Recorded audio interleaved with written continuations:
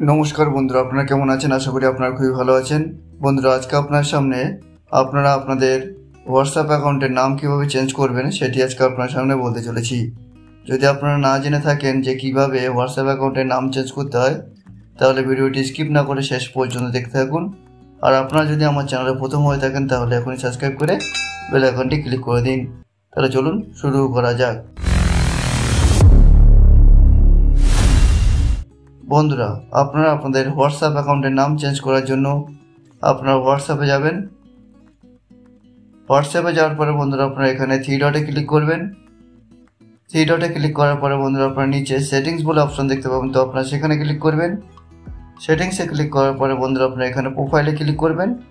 প্রোফাইলে ক্লিক করার পরে বন্ধুরা দেখবেন আপনাদের এখানে আপনাদের প্রেজেন্ট যে নামটি রয়েছে সেটি দেখাচ্ছে।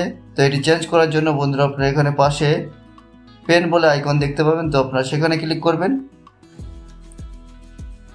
আইকনে ক্লিক করার পরে বন্ধুরা আপনারা এখানে আপনাদের আগের নামটি কেটে দেবেন।